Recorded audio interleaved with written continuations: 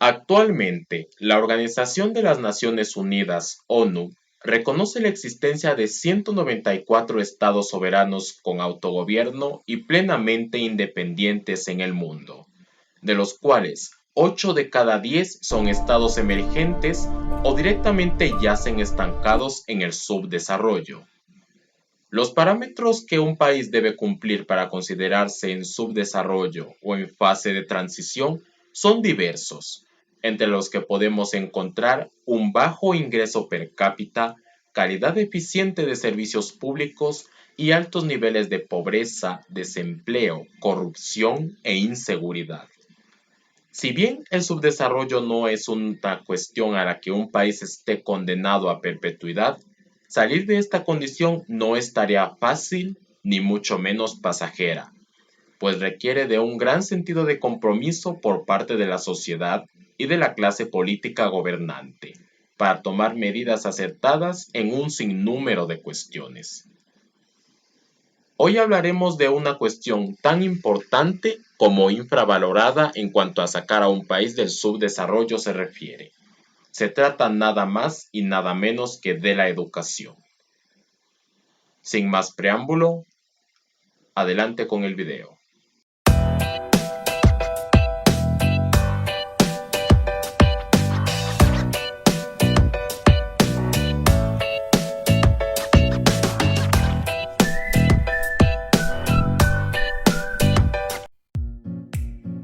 La educación es el proceso a través del cual un individuo sigue un camino de formación práctica y metodológica con el objetivo de adquirir conocimientos, hábitos, valores y habilidades para desenvolverse de manera positiva en un mundo cada vez más competitivo.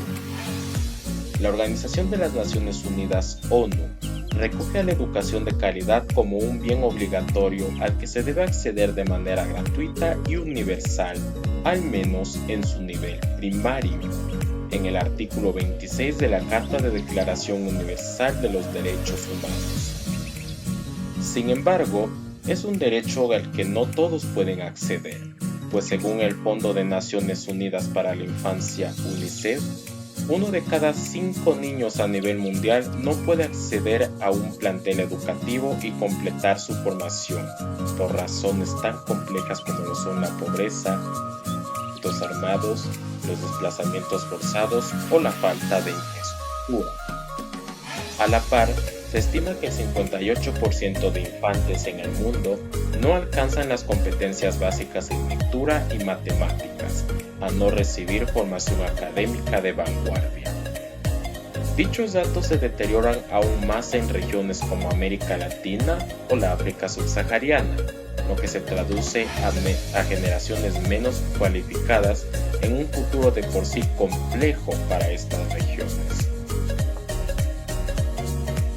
Para responder el por qué la educación es un rubro tan importante, por no decir indispensable para el desarrollo de un país, debemos partir de las características de un país desarrollado social y económicamente hablando, para luego analizar cómo influye tanto la educación como la carencia de esta en la sociedad. Se estima que desde 1976 hasta la actualidad, la tasa de alfabetización en el mundo ha crecido en 20 puntos porcentuales, lo que se traduce a un mayor censo global con las competencias de lectura, cálculo y escritura. Países latinoamericanos como Cuba, Chile, México, Costa Rica o Ecuador superan el umbral del 90% de su población alfabetizada, no siendo así en países centroamericanos como El Salvador u Honduras, donde el porcentaje de alfabetización se reduce al 88,5% y 87,2% respectivamente. La situación en África es más pesimista, ya que son pocos los países africanos con una tasa de alfabetización por encima del 90%. En contraste, 9 de los 10 países con más analfabetismo en el mundo son africanos. La importancia de la alfabetización radica en que sin este conjunto de competencias, un individuo no puede acceder al conocimiento, no puede desenvolverse de manera independiente en la sociedad y no puede participar de manera eficiente y eficaz en cuestiones de índole política, ya que será proclive a la manipulación. A simple vista, el analfabetismo no parece ser un problema alarmante en la mayoría de países emergentes. No obstante, debemos tener en cuenta que los conceptos evolucionan cada día.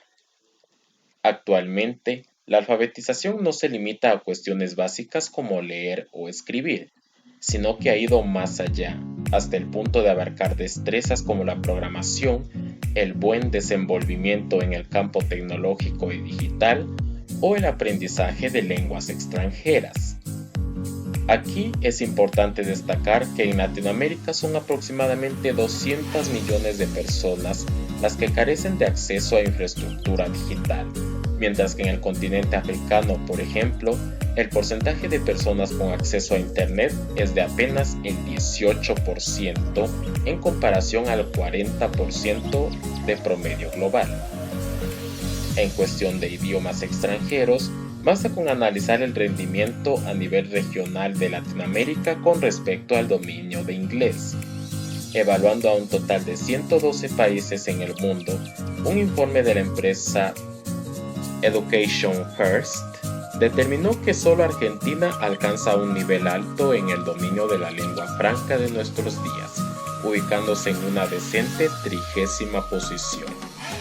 El resto de países de la región cuentan con un dominio de inglés ya sea moderado, bajo o muy bajo, siendo Haití, México y Ecuador los países peor evaluados. Y es que con estas tareas aún pendientes, será muy complicado que estos países logren conectarse a los circuitos mundiales y así progresar.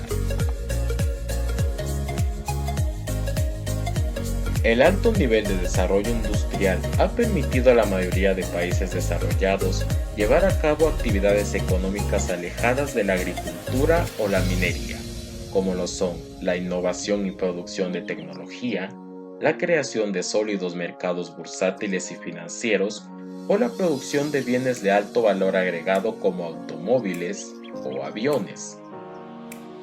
Son muchos los factores que intervienen en el desarrollo industrial de un país. Entre ellos destaca el contar con un sólido y pujante capital humano, el cual no se consigue sino con un sistema de formación técnica y profesional, del cual egresen personas altamente cualificadas en sus áreas de estudio, obteniendo así profesionales más hábiles. De lo contrario, será muy complicado, por no decir imposible, que regiones como África o América Latina diversifiquen sus economías y así salir de la periferia mundial para dejar su dependencia de regiones punteras como Europa, Asia-Pacífico o Norteamérica. La educación no se limita a una formación académica de primer nivel. También circunscribe la inculcación de hábitos y valores para una convivencia social pacífica. El conjunto de hábitos y valores que una persona o una sociedad practiquen a diario es tan significativo hasta el punto de ser más importante que la mismísima formación académica, ya que la ausencia de valores trae como resultado sociedades disfuncionales, además de ser el caldo de cultivo perfecto para que se disparen los niveles de violencia, inseguridad y corrupción en esferas públicas y privadas. Tanto la inculcación y la práctica de valores como el respeto mutuo, la honestidad, la empatía o la responsabilidad toman un rol importante en la crianza de cada individuo desde edades muy tempranas, pues esto determinará su calidad de persona. Es fácil. A quien se le ha inculcado el respeto, crecerá siendo una persona respetuosa en su entorno social, laboral y sobre todo familiar. Quien ha aprendido a practicar el valor de la honestidad, cumplirá con sus labores de manera transparente, pulcra e intachable. Sin embargo, la práctica de valores es una tarea pendiente en parte de la población latinoamericana. Esto explica, por ejemplo, por qué en varios países de la región se ha afianzado la muy conocida viveza criolla, la cual consiste en alcanzar objetivos personales o colectivos a través de métodos inescrupulosos o muy poco éticos. Y aunque no lo parezca, esta reprobable forma de vivir y la aceptación social de la misma repercute de manera negativa en muchas cuestiones del día a día, incluso en las que aparentan ser completamente ajenas. Los ejemplos van desde copiar en una tarea o un examen hasta el famoso acontecimiento bautizado como la mano de Dios, ocurrido en la Copa Mundial de Fútbol de 1986, celebrada en México. En el marco del partido entre las selecciones de Argentina e Inglaterra en los cuartos de final, el fallecido futbolista argentino Diego Armando Maradona impactó el balón dentro del área con su mano izquierda, anotando el primer tanto del encuentro a favor de la selección albiceleste. Pese a las dudas por parte del arbitraje y de los reclamos por parte de algunos jugadores ingleses, el gol fue convalidado. Este fallo de jugada no sería aceptado por Diego Armando Maradona sino casi 2 décadas después. La política es el arte de tomar decisiones en una serie de campos que influyen en el día a día de las personas. Y es aquí donde el papel de la población es muy importante, ya que es en torno al pueblo en que dichas decisiones serán tomadas por parte de la clase política gobernante. Para un país que aspire a salir del subdesarrollo, es un requisito importante contar con instituciones y órganos de poder públicos sólidos, estables y sobre todo transparentes, que brinden confianza a nivel interno y externo. Esto es algo que no siempre se cumple en países emergentes, y mucho menos en países que no han empezado un trayecto para salir del subdesarrollo. Muchos de estos países tienen en común una historia política turbulenta, marcada por épocas de inestabilidad, grandes levantamientos y manifestaciones que han puesto en jaque a los órganos de poder político, golpes de Estado, violaciones a los derechos humanos y guerras civiles. Aunque no lo parezca, la postura de la población puede hacer la gran diferencia en pro de una política de Estado más sensata, clara y que perdure en el tiempo por encima de la ideología política del gobierno de turno. Una buena participación del pueblo en política pasa por elegir con sabiduría a sus líderes, exigir rendición de cuentas y sobre todo no tolerar ningún tipo de escándalo o acto de corrupción independientemente de las posturas políticas de cada persona. Y se consigue a través de una ciudadanía informada y con buen sentido crítico ante las cuestiones que la rodean. De lo contrario, la misma ciudadanía puede estar firmando su acta de sentencia. Según el Latinobarómetro, entre los años 2018 y 2019, países del entorno latinoamericano como Honduras, Jamaica, Ecuador o República Dominicana presentan porcentajes superiores al 25% de su población que cree que la corrupción es algo justificable. En contraste, este porcentaje no supera el 10% en países como Argentina o Uruguay. Ahora turno para ti. ¿Para qué otras cuestiones crees que es importante tener una educación de primer nivel? Deja tu respuesta en los comentarios y si te gustó el video no olvides suscribirte para más contenido similar. Hasta la próxima.